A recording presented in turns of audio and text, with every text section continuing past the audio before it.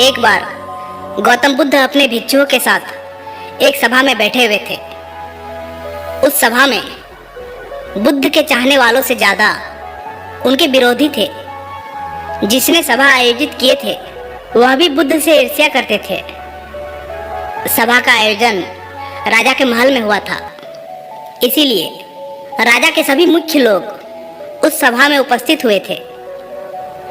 बुद्ध सभा में जाने से पहले ही जानते थे कि सभा में उनके विरुद्ध कोई न कोई षड्यंत्र अवश्य रचा जाएगा। सभा में जाने से पहले उनका शिष्य आनंद बुद्ध को सभा में जाने से मना करता था कि आपको सभा में नहीं जाना चाहिए, वहां के लोग आपके साथ दुर्व्यवहार करेंगे, न जाने वहां आपके विरुद्ध कोई षड्यंत्र रच रखा होगा।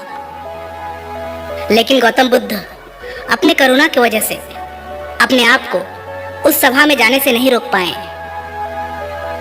सभा की शुरुआत होते ही बुद्ध के साथ कुछ तीखे प्रश्नों से बुद्ध से ईर्ष्या करने वाले लोगों का यही प्रयास होता कि बुद्ध से कुछ ऐसा प्रश्न पूछा जाए जिसका उत्तर गौतम बुद्ध ना दे पाए। परंतु बुद्ध सभी प्रश्नों का उत्तर बड़ी आसानी से दे देते थे। सभा में बैठे सभी लोग अपने अपने प्रश्न बुद्ध से पूछ ही लेते हैं और उन्हें प्रश्नों का उत्तर भी मिल जाता है। तभी अचानक वहां एक स्त्री आती है और बुद्ध से कहती है कि आप तो ध्यान की बातें करते हैं, ज्ञान की बातें करते हैं, सत्य की बातें करते हैं।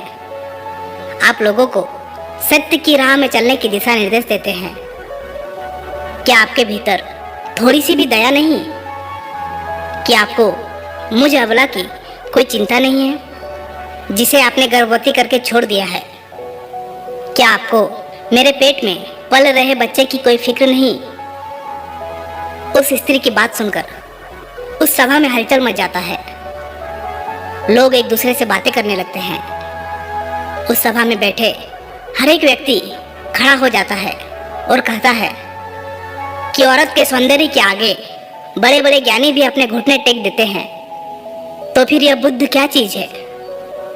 उसी में कोई और खड़ा होता है और बोलता है कि हमें बुद्ध से यह उम्मीद नहीं थी कि बुद्ध इतना भी नीचे गिर सकता है।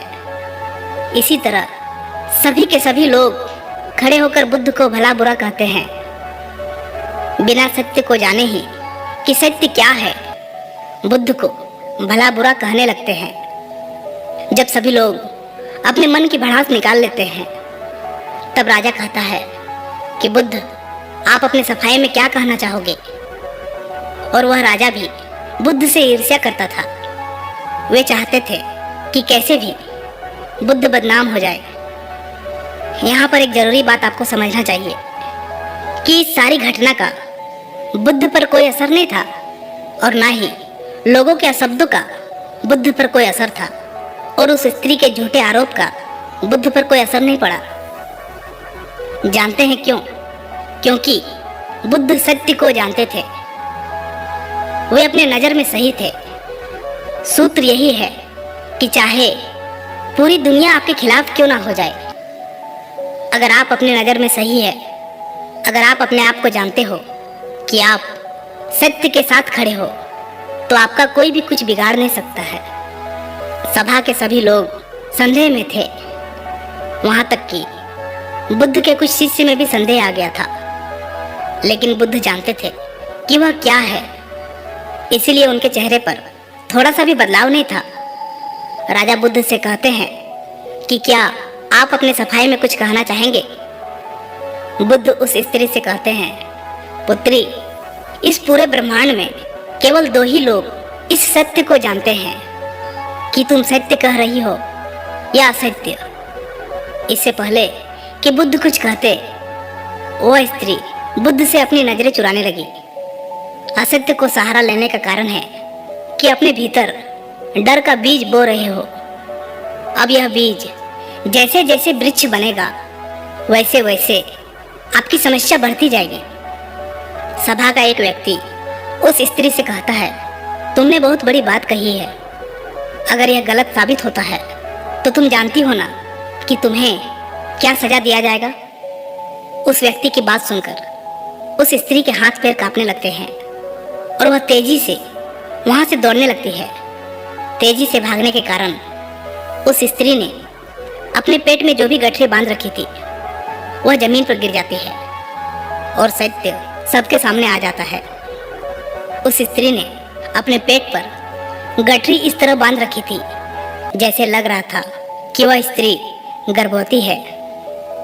राजा उसी समय उस स्त्री को बंदी बनाने का आदेश देता है, लेकिन बुद्ध के कहने पर उस स्त्री को क्षमा कर दिया जाता है। एक बात हमेशा याद रखिए, आपका धैर्य और आपका अपने ही नजरों में सही होना आपको बड़ी से बड़ी समस्याओं से बचा सकता है। इस बात से फर्क नहीं पड़ता कि कितने लोग आपके खिलाफ है, फर्क इस बात से पड़ता है कि क्या आप अपने साथ हैं। दोस्तों, आशा करता हूँ कि गौतम बुद्ध की इन बातों को आप अपने जीवन में अमल करेंगे। अगर वीडियो अच्छी लगी तो इसी तरह के मोटिवेशनल वीडियोस पाने के लिए चैनल को जरूर से जरूर सब्सक्राइब कीजिएगा। फिर मिलता हूँ कोई नेक्स्ट वीडियो में, तब तक के लिए धन्यवाद।